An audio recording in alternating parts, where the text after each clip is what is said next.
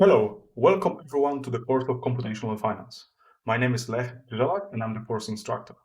This course consists of 14 lectures and each lecture takes about 1.5 hours. In this course, you will learn about modeling of derivatives with special emphasis on computational aspects.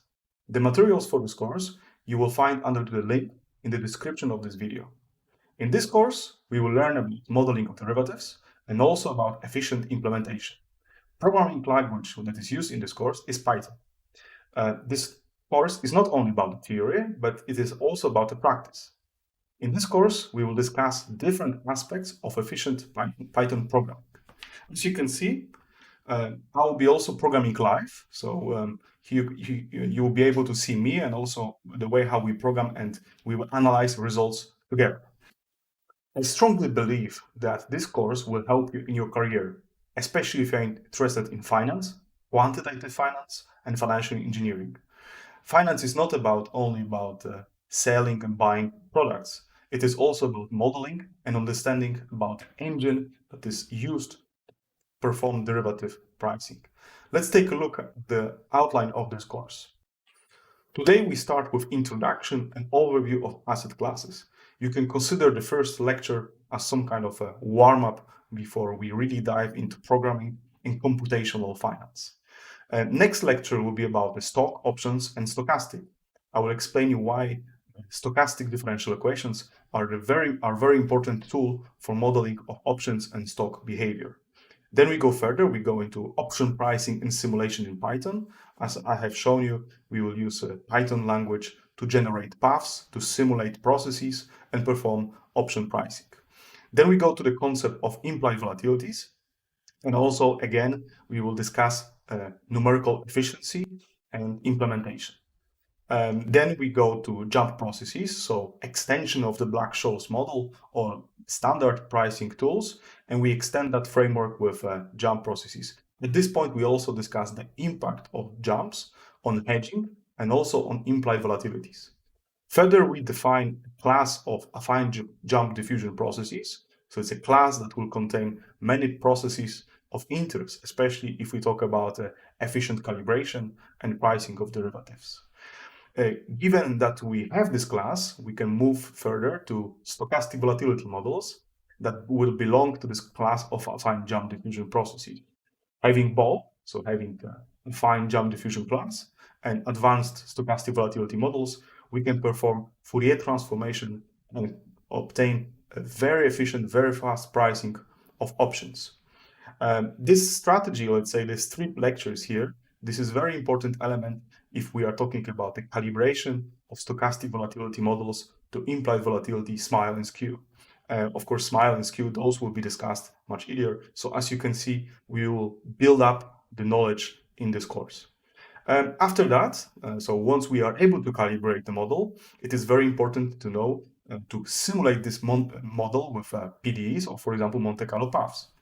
This comes from the fact that we have a, let's say, advanced model. We calibrate the model to the market, but at the end, we would like to perform some pricing of a derivative for which we may not be able to find analytical solution. For that reason, we concentrate on simulation of Monte Carlo. We will discuss different aspects of Monte Carlo simulations, how to improve the efficiency, and how to perform efficient sampling. In particular, once we talk about the Heston model, which is a very classical model for derivative pricing, here we will be focusing whole lecture about efficient, almost exact simulation. But this is, let's say, this is advanced Monte Carlo scheme. Once we have a model, we have performed calibration and also pricing of exotic derivative, then obviously we need to talk about the concept of hedging.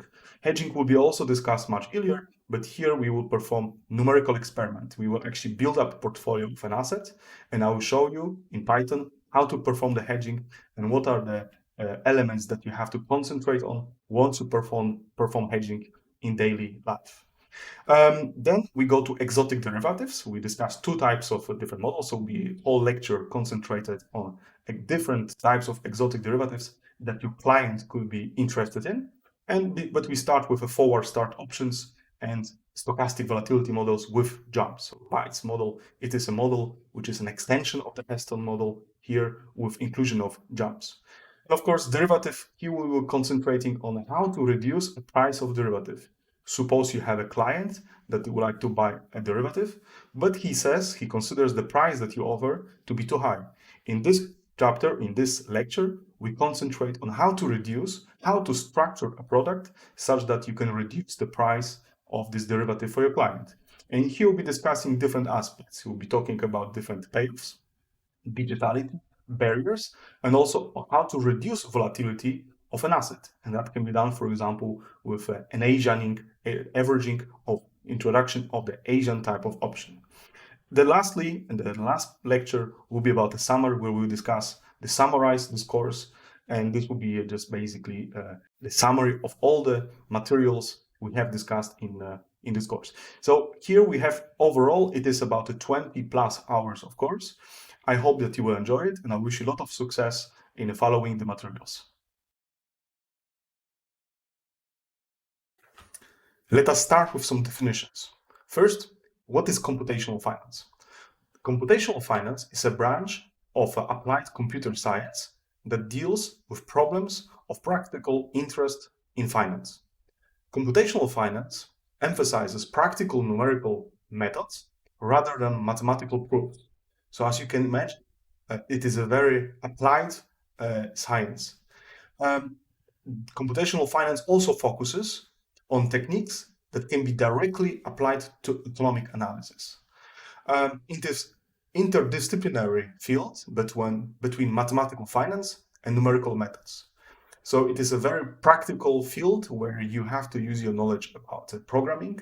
You have to also need to have good understanding of theoretical models. However, you may not concentrate on, let's say, theoretical aspects of some methods or theoretical aspects of models. So, for example, you may not be interested so much in computational finance on existence conditions or in a high dimensionality applicability of some models, but you are more interested in implementations and models that can be directly used in practice for derivative pricing. There are two major areas in computational finance are efficient and accurate computation of fair values of financial securities. And the second one is the modeling of stochastic time series. We will concentrate on accurate and fast pricing that is used in banking or in financial institutions. Now, what is financial engineering? Financial engineering is also, similarly as computational finance, is defined as a multidisciplinary field involving financial theory, methods of engineering, tools of mathematics, and practice of programming. So similar as in computational finance, it is not stand-alone field, but it's a field or it's a profession which involves practice and also theoretical aspects. So financial engineer is a person who applies models and makes them actually to be used in practice. So it's not only about the theory, whether a model is good theoretically or not, but at the end, this model that you will be working on has to be implemented and has to be used by the users. So it is not only about a model which has many parameters and theoretically it satisfies all the necessary conditions that you can imagine, but also financial engineer focuses whether the model that you are working with, it is practical. So it means, for example, that evaluation of a derivative pricing doesn't take too much time. Has to be fast, has to be efficient. Also from the risk perspective, if you have a hedging perspective of hedging process, the model that you derive, the model you have implemented, has to perform very well and has to be able to do it in a very small amount of time. Imagine a scenario that in a banks you have often hundreds of thousands of derivatives. Each of the contracts that you are pricing would take a lot of time. Then in practice, that would not be working well, right? So there is a, let's say, interdisciplinary field comes here that financial engineers need to look at the practicality, but also the models that are used, they cannot be naive models. They need to be theoretically sound, as the models developed by financial engineers always need to be checked and verified. Um, so the field of financial engineering, it is also defined as the application of technical models, especially from mathematical finance and computational finance. So financial engineer, it's a multitask, it's a multi-skilled person who uses theoretical models and makes them be used in practice. Financial engineering also plays a key role in a customer-driven derivative business that requires quantitative modeling and programming. This means that imagine a situation when there is a trade or a contract which is complicated, which is not standard. Then financial engineer will need to develop a model, or for example, even allow this model, this payoff, to be priced within reasonable assumptions. So if there is a contract which is complicated, and often you cannot just price it with a simple model, then financial engineer would develop a model and perform pricing, would develop all the tools necessary to price derivative, which is basically driven by the client. So if client wishes to buy a certain derivative, this has to be implemented, this has to be developed, and also the model that is used for pricing has to be theoretically correct. So, and also from the other perspective, it is important that models developed, they are satisfying regulatory conditions. And models, they are not arbitrary, they are theoretically correct, and they are performing in all sorts of scenarios. Imagine times of crisis when market moves in unexpected way, then your model cannot just crash and throw an error. The model has to perform in all sorts of circumstances. So it's a little bit of maybe a responsible job that requires a lot of attention and also perspective of critical looking at the models. Models cannot be too complicated and cannot be too simplistic. They have to be just fine. Here's also, you can see there are two pictures prepared. One is showing you a glass window. Behind this window, you can see a dealing room. And dealing room on the right-hand side, you can see consists of multiple trading desks. So each circle here would be different asset class, for example. Here could be commodities, here could be interest rates, FX, and so on. Maybe cryptocurrencies in the future, you never know. So you see that there is a separation. So this is actually the place where the trading would take place. And every desk or even one circle could be dedicated to financial engineers, to the department that develops models that are used for pricing all sorts of derivatives.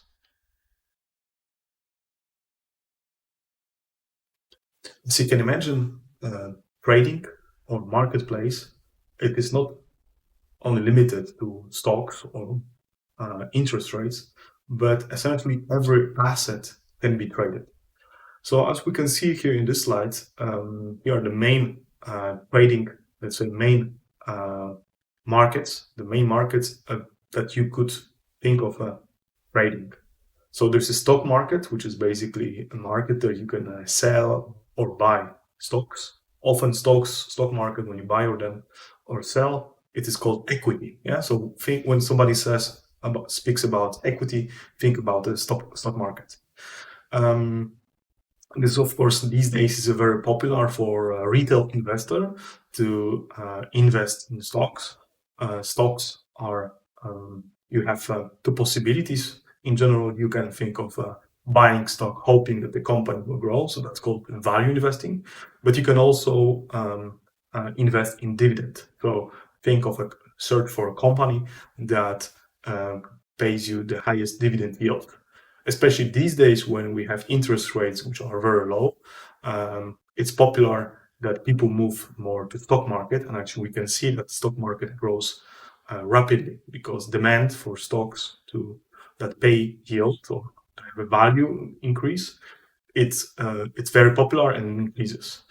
Then we have option exchanges. So those are typically options that are often on that underlying asset. It could be either stock or FX or even more.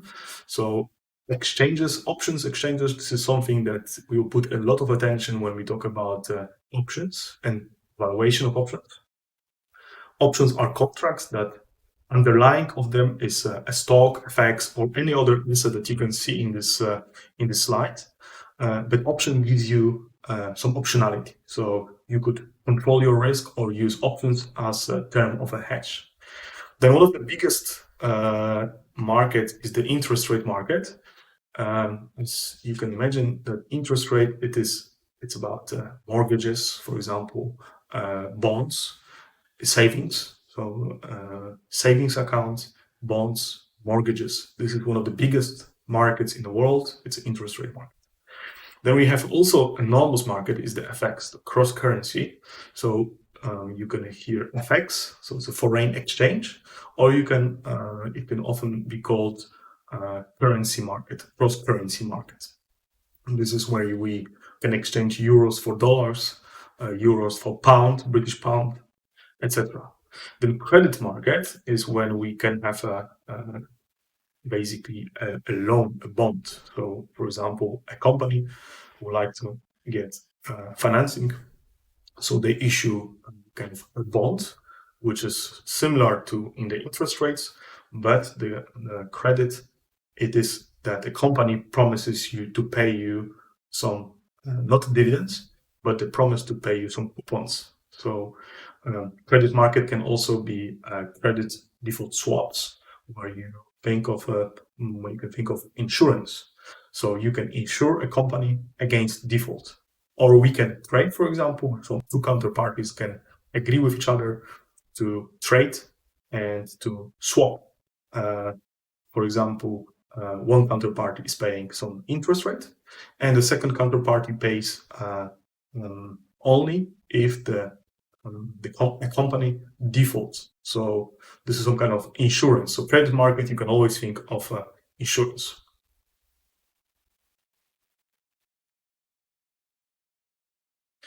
Commodity market is the next one. Here we have many elements. So we have gold, precious metals, of course, metals like steel, corn, meat, and elements also the future market. So people imagine a producer of some steel. You like to hedge because, for example, steel is moving a lot up and down. So contracts like the commodity markets can be used to hedge exposure. So if a producer is afraid that the market could go down, he could basically sell a future, buy a future, depending on whether he's a buyer or seller. But he could use a future market to hedge his export. So basically, if you produce a commodity and you would like to hedge against decrease of a price, you would essentially sell a future contract and then deliver at the given price. Energy market, this is also important one. So here we have oil, gas, natural gas. So there is also enormous market. OTC, so this is something that we already discussed before. This is over the counter, so it's not traded on a regular exchange, but it's traded between counterparties. So two banks, for example, they buy from each other derivative, which is agreed between them. It's not a contract, but it could be involving multiple even counterparties, but typically designed for particular risk profile of a client. Of course, we also have something which is becoming bigger and bigger. It's the cryptocurrencies. In this lecture, in this course, we will talk a little bit about it. Cryptocurrencies, people often associate with the commodity markets. Of course, there are many different cryptos, so not all of them can be associated with commodity. I think Bitcoin is considered to be commodity, but Ripple and others are not. So depends. The many different cryptocurrencies, they have different features, and depending what type of feature they have, they may be considered crypto. They could be also stable coins. So then you can think of more of maybe FX or even interest rates, where crypto would have dollars or euros, but also maybe a portfolio of bonds. So this is something that cryptos can have. So cryptos also, what we can also think of crypto crypto is an option market, right? So there is a big option. So you can, if you have a cryptocurrency and the value of a crypto skyrocketed, so for many cryptos is the case, then if you like to hedge your risk of going down, you could buy, for example, an option. You can buy a put option that would pay you if the value of a cryptocurrency would go down. But not every crypto has an option market, so only a few have it. But this is something also, so cryptocurrency, crypto market is something which essentially takes a little bit of every other asset class. Yeah? So depending on a different cryptocurrency, you might have a different feature. Not counterpart, depends on, of course, how the cryptocurrency is designed, but you may have exposure to stocks, for example. You can have exposure to gold, even silver, maybe even oil. So that's, I think, around 5,000 different cryptocurrencies. So as you can imagine, each of them can do something different. They have to be different, otherwise they will not. Nobody would distinguish between them. And each of these markets, this is the bottom line here, each of markets gives us mathematical questions. So each market is slightly different. Each market requires different methodologies, different models, and different assumptions to perform any sort of pricing. And for that, we need quantitative analysts. We need to have financial engineers that perform modeling, they perform simulation and pricing. Let us take a look now at the market share of different asset classes and how big the markets are. So we can see actually here that the interest rate is one of the biggest ones. It's really huge compared to other asset classes. Then the second one, it's FX. As you can see, here the time axis is only up to 2013, so it is not so new. However, it gives you a picture how this evolves in time. So by now, this interest rate is likely much bigger than actually is presented here in this graph. And then we have equities. So stocks, it's a very small, you can see it's a very small market compared to interest rates. Then it's a commodity, so here was big. So here you can see that this yellow is much bigger than here, for example, or here. And this tells us that in 2008, there was a financial crisis, and many of investors who were active in the market, they invested into commodity. It is typically could be gold, oil, gas, natural gas, or other commodities. If an investor thinks about hedge against inflation, then typically what we see is that the commodities were gaining value, and this was the case in 2008. Then we have a CDS, so it's a credit default swap.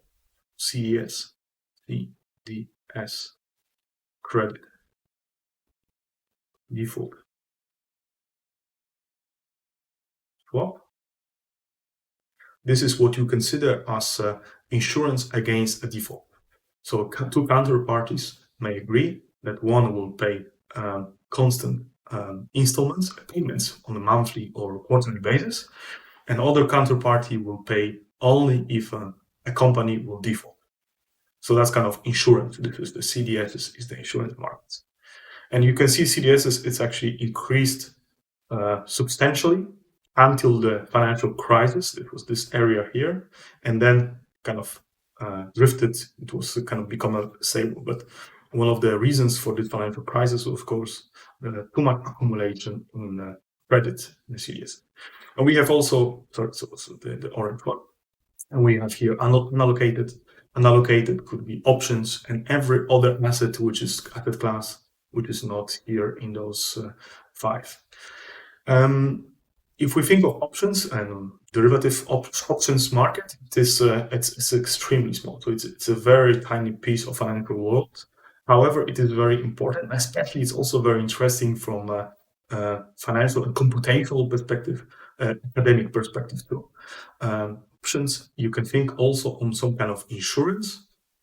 So people who buy options buy it either for a hedge of their position, or they buy it purely because of the speculation.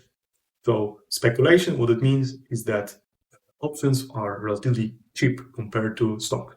So for example, if you have an option of a company, a stock of a company costs 100, but if you buy an option which is out of the money, this means far away, that you are betting or on a case, on an event that the stock will be extremely high or extremely low, this means that the value of an option will be very cheap.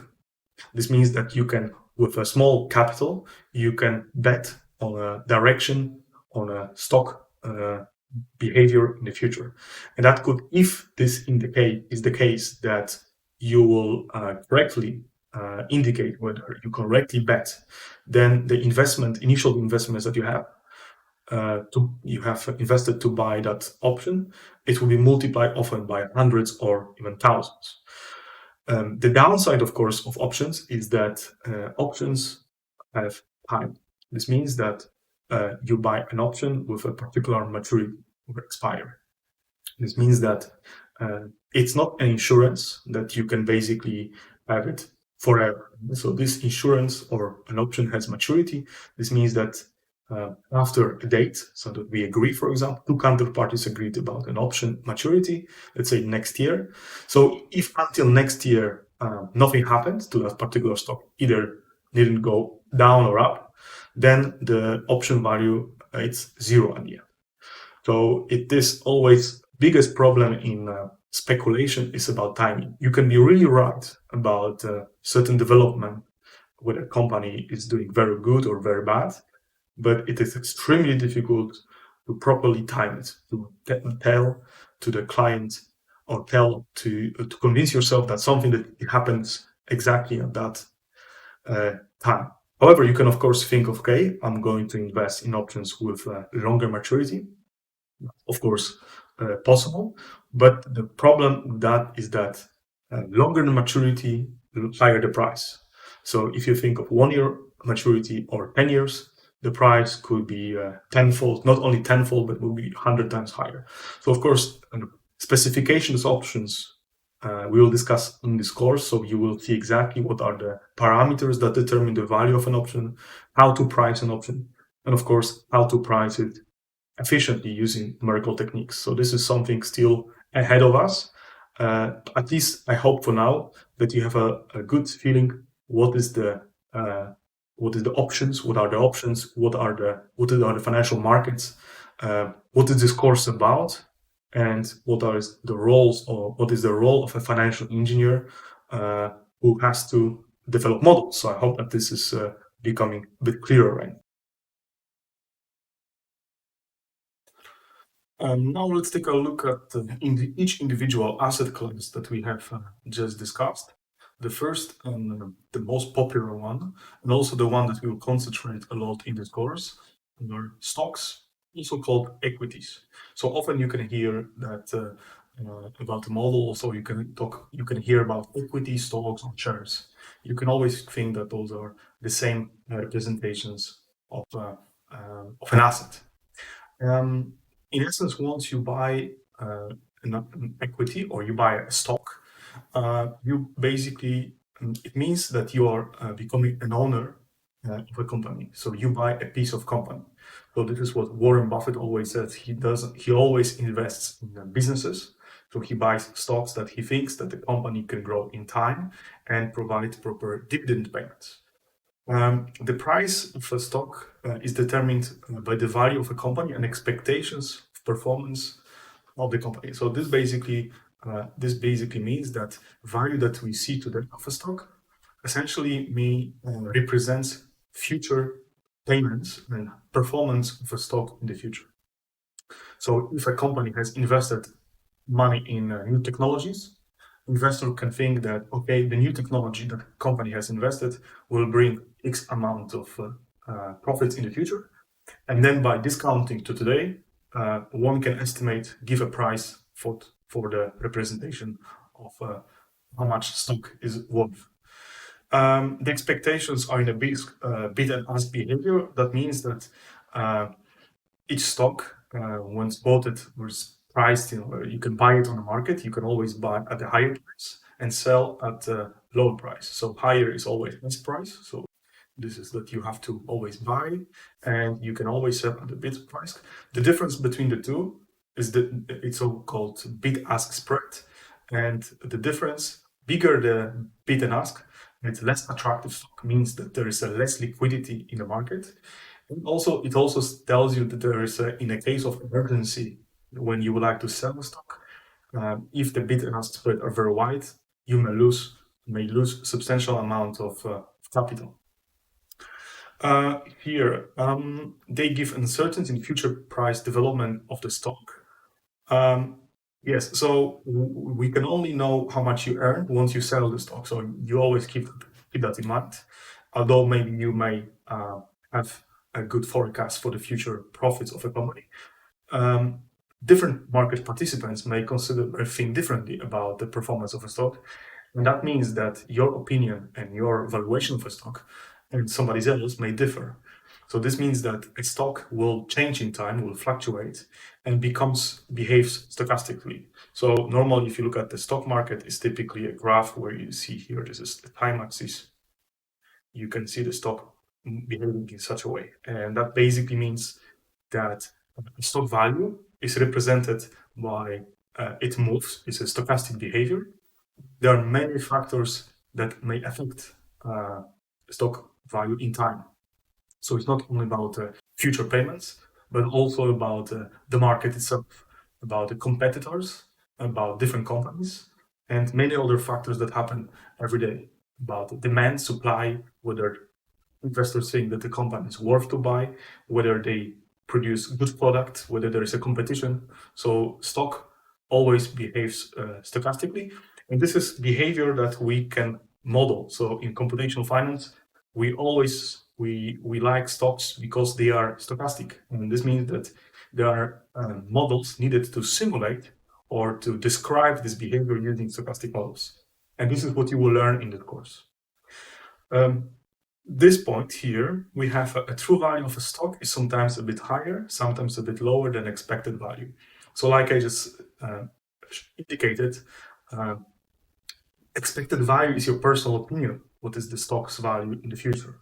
So somebody else may have a different opinion about the stock value. So this means that every day, every moment, every millisecond, the expected value changes.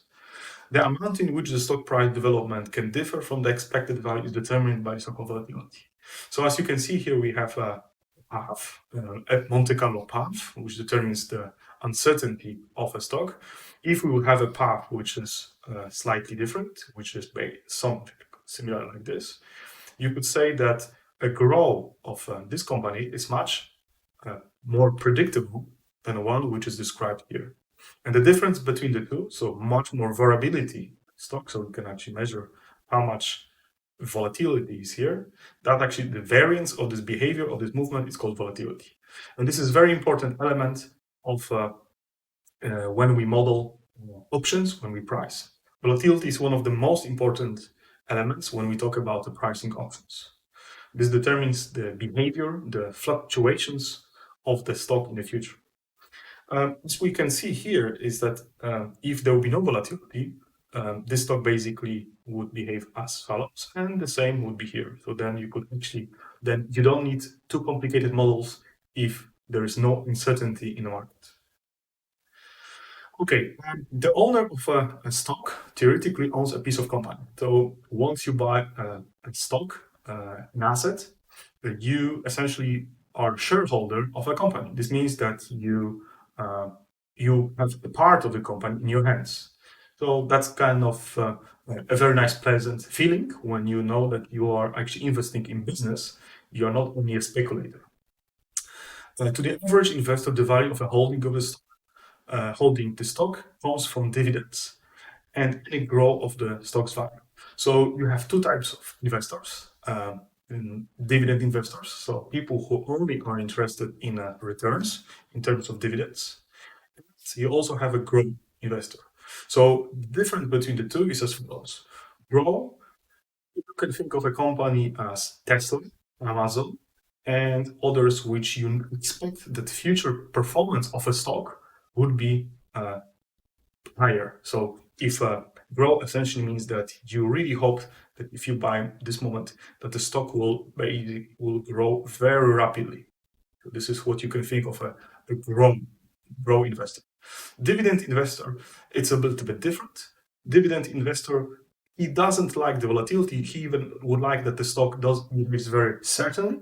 However, every quarter or every semi-annually, there will be payments that company will give payments to any shareholder. So if you buy a stock, if you buy an asset, stock, the shares, a company may give you payments, interest essentially on your investment. So if you trust in a company may return some of the, given that your money, once you buy a share, company can use this money to invest in their production. And that production will give them a possibility to make profit. Share of this part of this profit is returned to investors in terms of dividends. So if you are more interested in a steady investment, more certain, then you are looking for maybe dividends. If you grow, if you really don't want to have payments like here, but you just want your stock to grow in time, like for example Tesla. Tesla doesn't pay any dividends. However, it is definitely a grow investment because you really hope that the stock will increase in the future because the company will perform very well. It will be better than competitors.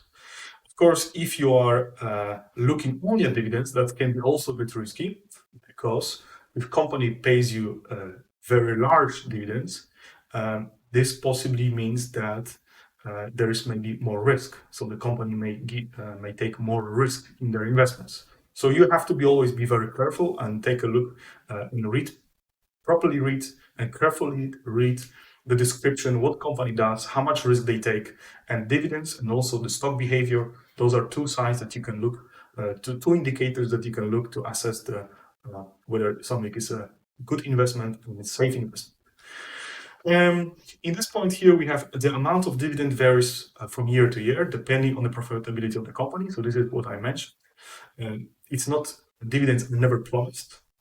They vary, depend, and they are agreed by the owner of the company or the board of directors. So this is what this is mentioned in this point. And the last point, it is depending when you buy your stock, you may have a, you may actually take, you may find in the description of the company's specification whether when is the next dividend payment, or you have just missed it. So if you buy a stock after dividend payment, you won't receive it, but you may receive the payment of the next one. So you have COM and X. Now let's take a look at interest rates and money markets. Money market is typically associated with a world of interest rates. In this course, we won't dedicate too much time to modeling of interest rates. So here we'll focus more on modeling of stocks options. However, the same methodologies or very similar models can be used for modeling of interest rates. What is the most important when you think about interest rates is that interest rates, it's a percentage of the principal that you will be receiving from money that you put on your savings account. As we have already discussed earlier, interest rates world is one of the biggest ones. It's typically associated with mortgages, with large investments and money borrowing. But here we will concentrate only on stocks. So as we say, just put it here, interest rates, those are will be discussed in a follow-up course. This one we won't go into much detail. Once you think the reasons for interest rate changes, so this is very important, and this is also an argument why we may have needed models for modeling of stochastic interest rates. Banks may change the interest rate to either slow down or speed up economic growth.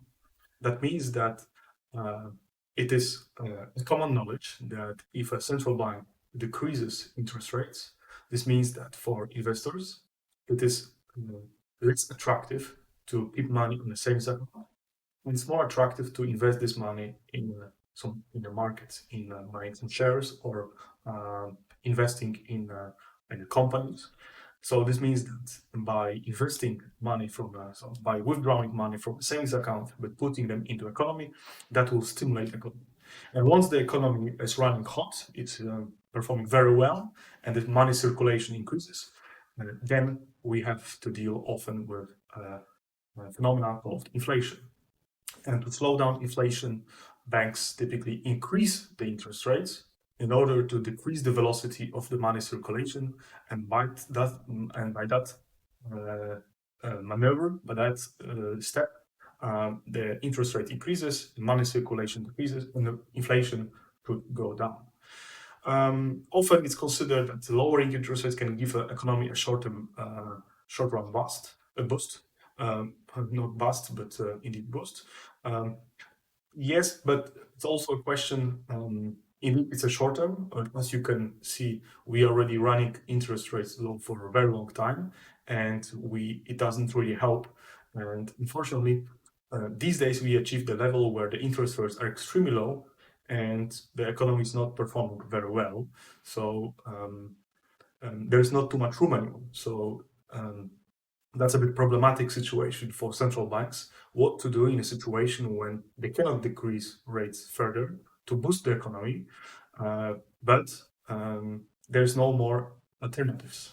Alternative, of course, it's much more modern monetary theory, which basically states that if you cannot decrease the rates further, what central banks can do, they can buy assets in the market.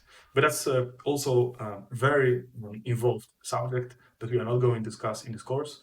But keep in mind that rates are stochastic, and rates change because also market participants associate uncertainty about receiving money from banks and other financial institutions, and they ask for extra premium, and that also changes the rate that they would like to receive.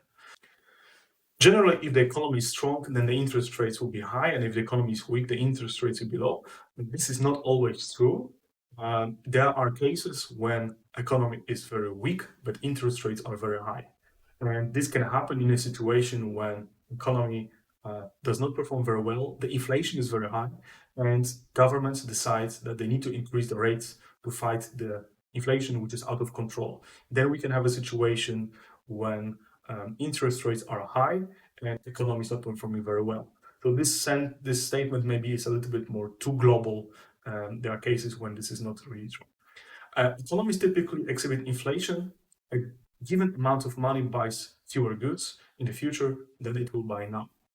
So indeed, inflation is something that these days many economies and central banks, they want to see. Inflation is essentially a tax that we as citizens would pay. This is a hidden tax, so it's not really explicitly given once you receive salary, and often is considered to be one of the most dishonest taxes because we don't really know how it happened that we have to pay it. Why inflation? Why banks like to see inflation? Inflation essentially decreases the purchasing value of a currency you have.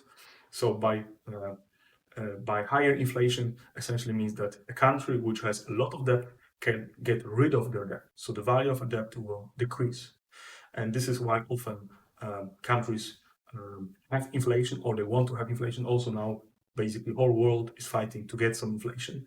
Problem is that often that if the inflation appears and it is growing, it is very difficult to stop it. So inflation is a very dangerous tool. Then we have risk management.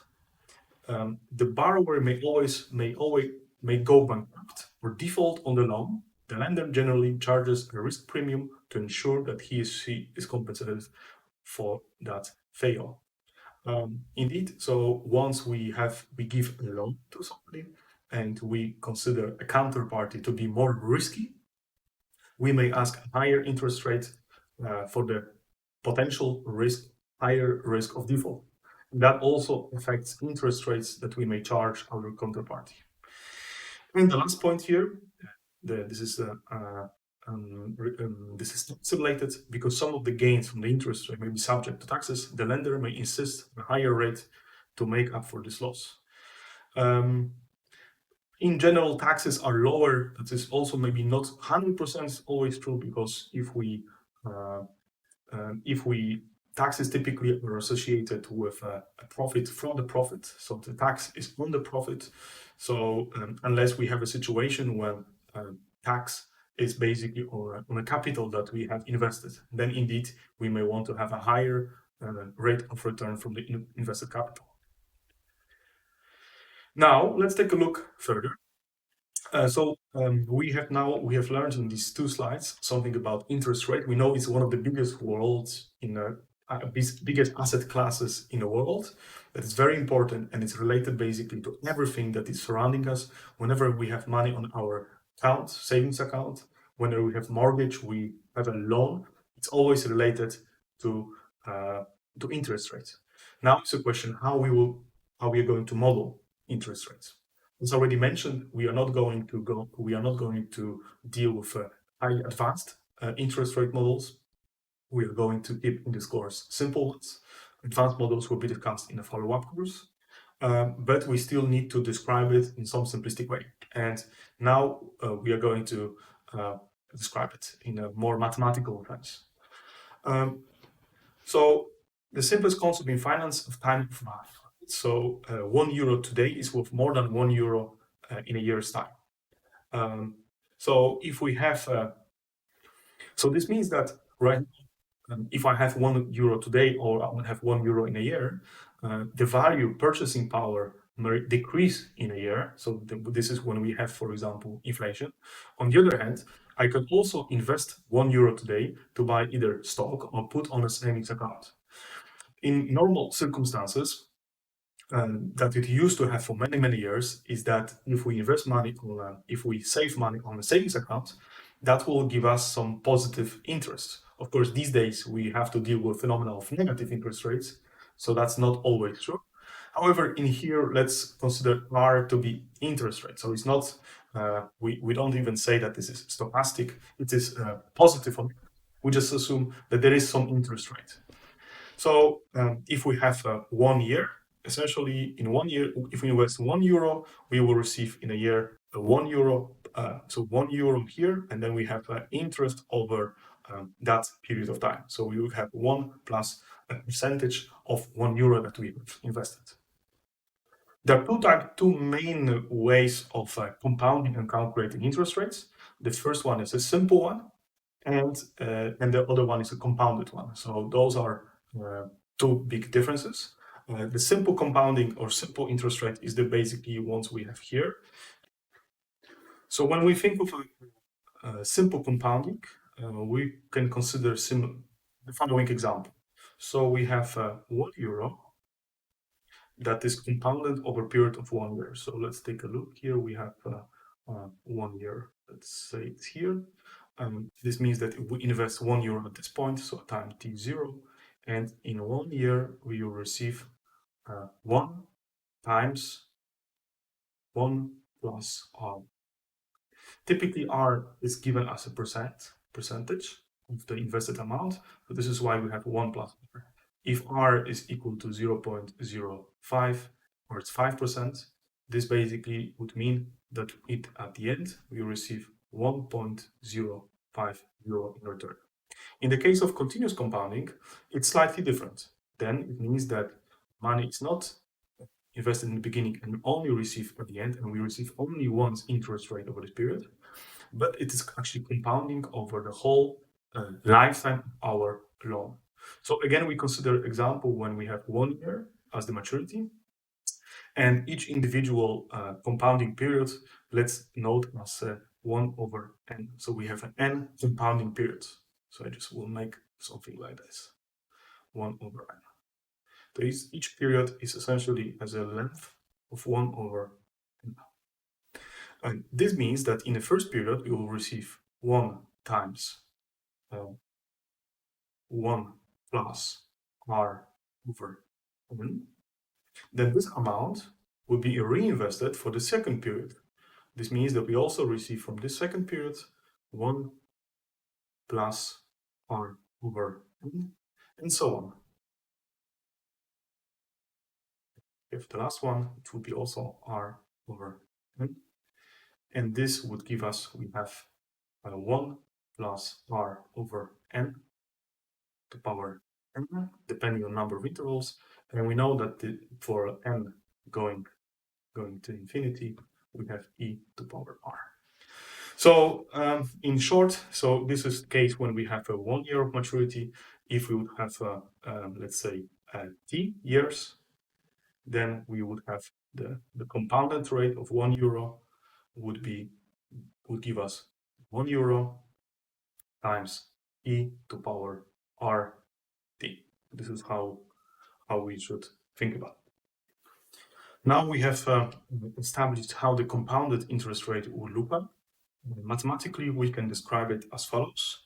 MT, it is a money savings account where we know that initially the invested amount is 1. So M from at T0 is equal to 1. And it can be described by the following differential equation. T is equal to R T dt. And once you solve these differential equations, it's easy to find that MT is equal to MT0 times ERT. So this is how we model money savings account and how we will also model it in the course. So let's take a look at the further at the slides. So mathematically, this is what we see in this point, how differential equation describing money savings account, how it looks like, and what is the solution for it. If we return a bit back to our drawing, we can also say that if we have so money savings account, as you can see that it goes in this direction in time. It tells you what is the future value of your money. But we can also think of a reverse. So we can say, okay, I have a certain amount of money. Let's say I have €1 in the future. What is the value of this €1 today? That's the question. What is the value? So then, instead of normally we would have, if it's let's say forward looking, we would say €1 times m 1 year. Now we will have a backward case. We have €1. It will be times 1 over m from 1 year. So this means in here we will have 1 times e minus rt, right? T is equal to 1 year. 1 year. So this means that MT it indicates money savings account, but also M it's a factor, it's a function which models the discount. So if I have future cash flows, if I have a company that pays, so if we think back about a company, so we have a company that pays some future cash flows. If you would like to know the current value of a company, we should discount those values to today. And to do that, we have to use this function MT. So this model here. This is the simplest case. So we would use MT to discount those cash flows.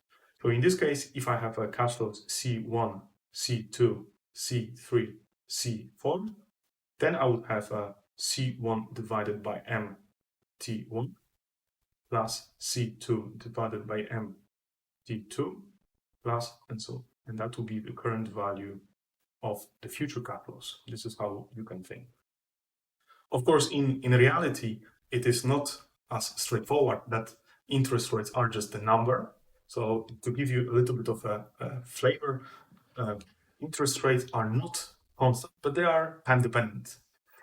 In this course, we are not going to go further to model them as stochastic quantity, but this is just to illustrate how they look like once you look in the market. So interest rates are constant in our exercise, but as you can see, so this is a screenshot for euro, and this is a screenshot for USD. So in interest rates, we have many different instruments. So tenor indicates the maturity or what is the contract length. So what is the, if you have a contract for 2 years, this means you will take a loan from today and you have to return it in 2 years. If you have, for example, 10, this means you take a loan for 10 years and you turn your principal in 10 years and 30 years.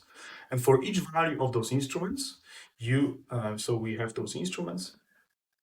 For each of those instruments, you have a price. So you see that there is a bid and ask. So there are buyers and sellers. And then the difference between is the bid-ask spreads. This is actually indicated, the spread here. And from those values that we can see, we can actually back up what is the rate R here. What is the rate that would need to be used to get this price of the future payment. So you see everything is above 100. And if once you generate those R's for every time pot, so this is time here, this is what the graph you would see. So essentially here, what's very interesting is that curve is not even monotone. The yield curve is not monotone.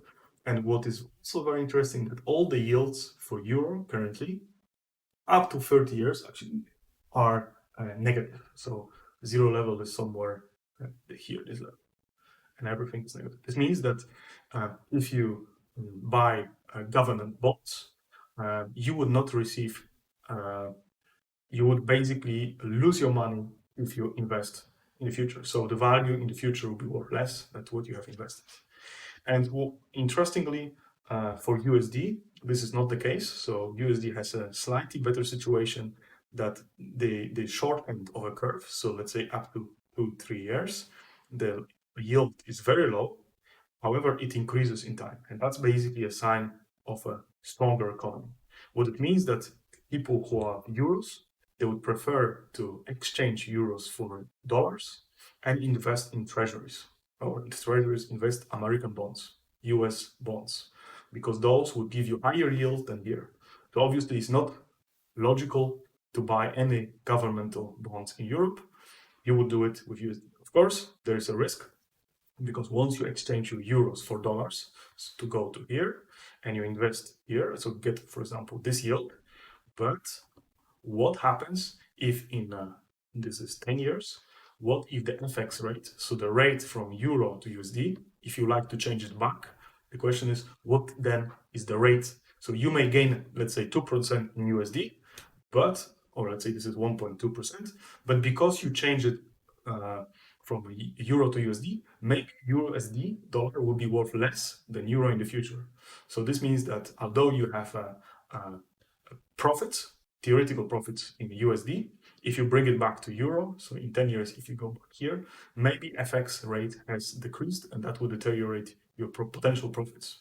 So once the difference between those yields and those will be high, and there'll be very low inflation, then you can expect that this strategy of changing euros to dollars and then buying US bonds and then transferring money back, that will be profitable.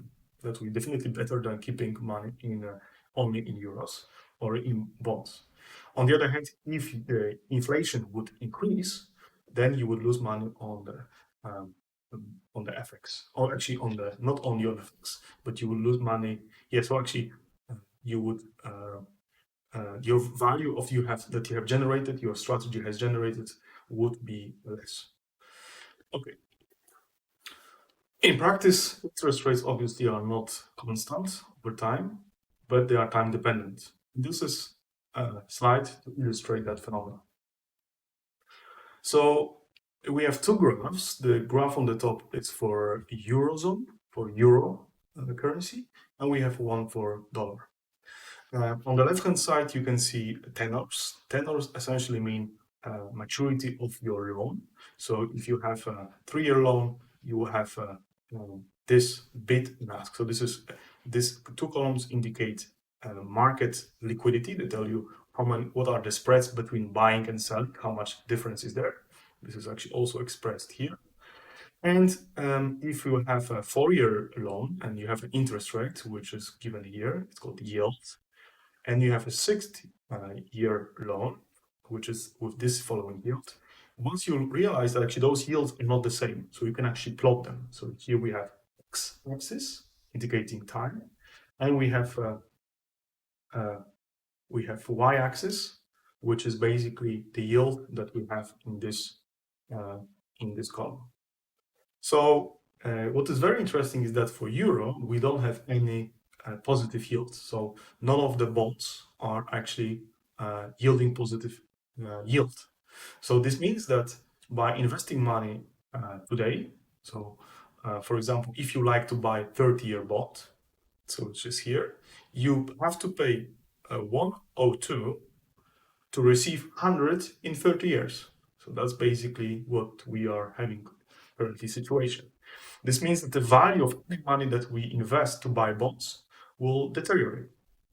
And on the other hand, we not only have that we only from 102 we receive 100, but very likely during 30 years there will be inflation, so we lose definitive value. Of course, you may ask yourself, who is actually buying those bonds? And biggest buyers are pension funds, which are obliged to buy, and also central banks are very active to buy bonds. It's a long story why they do that, but maybe in short, if a country has financial problems, their yield would basically go higher. This means that the people who buy bonds of country which has financial problems, they charge more than they would do it for a country with high quantity of. So the chance of returning money back from a good country is always higher, so the rate will be lower. If you don't trust somebody, you always ask more payments. You charge extra. So central bank, European central bank, or central banks in general, in order to facilitate cheaper loans, the bank itself buys those bonds, and that means that yield will go lower. And this is what we actually can see here. On the other hand, if we compare to USD, so we have American yield curve, which is rather flat and close to zero on the low end. So let's take a look here closer. So it's flat and close to zero. And if we look at the euro curve, it is everywhere negative. Of course, you can think, okay, so investing in euro would not make sense. You better, if you have euro, you exchange it to dollars, buy, let's say, 10-year bond. 10-year bond would give you about 1.2% if you are invested. So this means that if you look here, 10-year, you pay about 97 quarter, and in 10 years you will receive 100 from 97, so it's a positive return. And then in 10 years, you will return money here, which from investor perspective makes sense. However, there is some risk, and the risk is as follows, is that if today, if the exchange rate from switching from USD to euro has deteriorated, or inflation in USD in US is high, this means that actually this strategy, although looks good now, can be actually can lead us to some significant losses. So if euro becomes a stronger currency in 10 years, it may not compensate for 1.2% that we have invested in this particular bond. So what is important is that you have to always look on all the possible angles. How this particular strategy would be called? It would be called maybe something like a carry trade. So you exchange money to the different currency, you invest in some bonds, and you exchange money back. Often people consider this kind of strategy as collecting a coin in front of a steamer, in front of a train. So you get your money, however, you may carry a lot of risk, because if the rate would significantly change, then you may lose significant portion of your capital, and that may not be really desired. Next very important element when we talk about options, stocks, and uncertainties is the concept of volatility. Volatility is a measure for variation of financial prices over time, and often, or most of the cases, is described by sigma. And please make sure that you don't never mix it with variance. So volatility is the uncertainty which is measured in statistical way as a standard deviation of asset movements. A statistical measure of the tendency of a market or security rise or fall sharply within a period of time. So this is something that we will see in a few slides, but in essence, if a stock just simply grows in time. This typically is associated with a very low volatility. However, if stock sharply moves downwards, then typically indicates that volatility and uncertainty is growing. Volatility is typically calculated by using variance of the price of returns. So we look at the returns over a period of time. So you can think of a time series, and we look at the returns. So the differences between stock evaluations at every single day, and we look at the returns, the variance of those returns. A highly volatile market means that the price has huge swings in a very short period of time. This basically means that in a very short period, let's say a year, if market every day, if stock every day simply increases, it's very unlikely that one day it will jump or it will lose 50, 60% of its value. So that's basically what uncertainty means. However, if model of market thinks that there is a lot of uncertainty, then indeed volatility will be very high. The probability that such a jump, let's say 30 or 50% downwards, if it happens over day, it is expected by the market, and volatility then is very. Some two elements that we have to be familiar with in this course: security, which is an instrument representing ownership of a stock. It could be also a debt agreement in terms of bonds, or the right of ownership of some derivatives. So this is what we call security. And then once we talk about returns, it's a gain or loss of a security in particular period. I have prepared quite interesting graph. This is evaluation. So blue line indicates S&P, so S&P 500, so which is here. And orange line is a VIX. VIX is an index of volatility. Later we will discuss it a bit, maybe more detail, but VIX, essentially it is a market instrument. You see it basically behaves very much mean reverting, which is basically people can trade VIX, and it's constructed out of options on the index of S&P. So it's actually very popular. People, if they are long position, having long position on S&P, they protect themselves by having long position in VIX. So for example, you have invested money in S&P at this point, so you have this value, it increases, but you are afraid that you may lose your capital, you lose your investment, you may enter VIX at this point, and once there's a drop, like here, VIX value increases significantly. You can actually see from about 12, it increased to 36. So you see it's a threefold gain. However, the change here was about 300 points. So it is significantly different. So it basically exaggerates always downfalls. So the VIX is constructed in a way that small downwards movement, it will be highly present in VIX instruments. There are pluses and minuses of investing in VIX. Here it is just illustration how uncertainty can be measured, and how this VIX is constructed. It is much more involved than just standard deviation. It is actually constructed of out of the money call and put options, and until today it's still a little bit difficult for people to come up with a model which will properly or accurately model the behavior of S&P and at the same time VIX. So this is still one of the open questions: how to model option prices, so there are calls and puts options on S&P, and at the same time call options on VIX. This is ongoing, but this is here to illustrate. Here is also a very interesting element. So there was this market crash after lockdowns in the US because of the COVID. You see, as the VIX has increased to about 84, 85. But you see that the exposure time, so moment where actually you could close your position, it was very short. So it was maybe 1 or 2 days.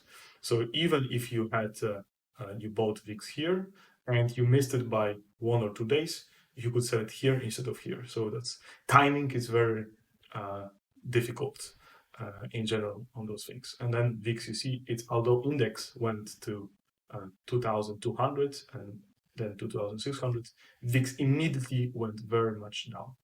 So although S&P here at this point was at this level, it was way behind, way below the all-time high. VIX has dramatically changed the value, so it was comparable to previous levels. So it is, VIX also tells you about the periods. So here volatility was about 12% VIX, and S&P was continuously growing. So quiet period of S&P continuously grow, VIX is essentially going downwards. Many people see that there are some paradigm shifts in the VIX index. So you can actually see it here. Let me see. So you can say, okay, this is a volatile period of VIX. You have a stabilized period. You have also some downward periods, stabilized periods, and then also another paradigm. So you see that there is, depending on the market circumstances, situation, or also angle how the market behaves, it may have different paradigms. And so that's very difficult also to describe mathematically. Here's another picture. So there are indices, volatility indices for many European indices like S&P, of course, Dow Jones, Nasdaq, or NYSE. Here in this figure, I have brought AEX, so it's a Dutch index. So it's a very, as you can see, it's very much correlated to what we have seen for S&P. However, it's interesting to see that volatility for AEX increased to 95, and the drop was comparable to one with S&P. So 220 points of decrease, but volatility increased even higher. And similar as before, you can see different paradigms of changes of the volatility index. So here, for example, here it's a stable, volatility is rather low.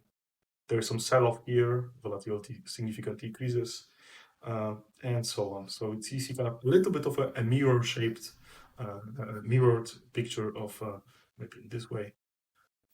S&P or AEX and its volatility index, it represents a little bit of a mirror image. This means that if you have long position in AEX, you could hedge it with corresponding VIX volatility index. One of the most important elements of pricing derivatives is the market of European options. Those options you can think of fundamental building blocks when we talk about derivative pricing, about volatility. So there's a one-to-one correspondence between option price and volatility.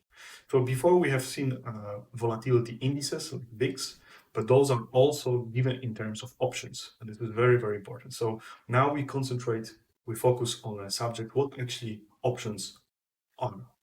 So we have many, many different types of options. In this course, we'll concentrate on a few types, on the European type and American type. So European type option, it is a simple derivative that it has a single maturity. Single maturity, this means that payment takes place at one given time. And there are also much more advanced options like American options when you can have a multiple or infinite number of maturities. So let's take a look. We have two main types of European options. The option called call and put. European call option, the holder of an option may purchase a prescribed asset like a stock or some other asset like a commodity or even currencies for a prescribed amount, strike K. So this is we have a contract that can buy something at strike K, and the right of the contract must sell the asset if the holder decides to buy it.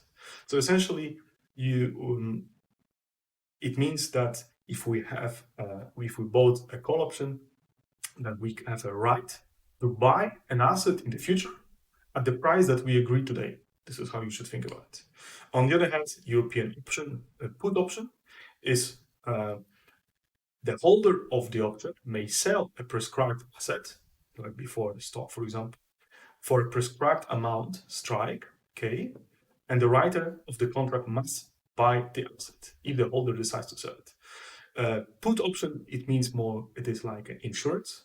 So we agree today that at given future date t, so prescribed maturity time t, a holder of an option could sell stock at the price that we agree today. So this is very important. So at the maturity of an option, we will just look, okay, we agreed in the past that I can sell you an asset at the given price k, and a writer has to agree, accept that offer.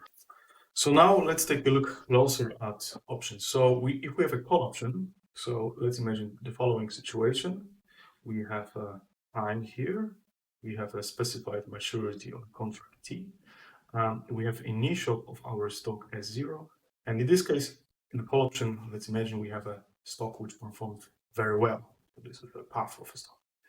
And we happen to bought a call option with a strike which was higher than initial, 0. So what happens at the maturity is that we can sell to a writer that we would like to buy a stock from him at the price that we have agreed. So at the maturity date, a writer of an option is obliged to sell us stock at strike price. This means that immediately once we buy value, once we buy a stock at K from the writer, we can sell it at the market. So always think of a buying and selling. You buy from a seller of a writer at K and you sell it in the market. This means that this is your profit. Profit is ST minus K. However, if your stock performed very poorly and you're here, essentially means you just receive 0. On the other hand, if we have a put option, so we have here time again, we have a maturity here, and we have initial value of stock. Stock performed very badly, it's going very much down. Post again, stock performed very badly, and we have a strike which is below here, let's say, okay. Then what happens is that we can, if we have a put option, this means that the writer is obliged to buy stock at price K. This essentially means that if we can sell somebody at a higher price that is currently in the market, so as you can see at the maturity, the value of a stock is here. So writer is obliged to buy it back at K. This means that we can buy it in the market cheaper and sell it to the writer. So this is our profit. So you can actually see K minus ST, it's profit.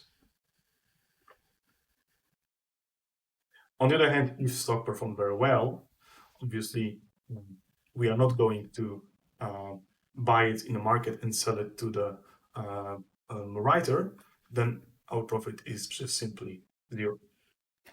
And this is also represented in the graphs that we can see here. So we have two graphs, one is for call option, one is for put option. So for call option, we have a maximum ST minus K. For put, we have a maximum K minus ST. And on x-axis, we have here for call option, this is also S for put. So in the beginning, once the stock value is lower than strike, so you see it's as ST is lower than K, we have 0. And once, this is it's 0.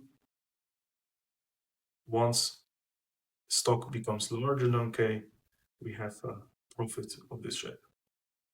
On the other hand, stock, of course, cannot become negative. So we have a stock which is, at this point, we will have ST, so K minus, so this is the maximum, so we have K here, right? And then the value of this payoff, if we plot it, it decreases in stock until stock is equal to strike. And then once the stock increases, the value is just simply 0.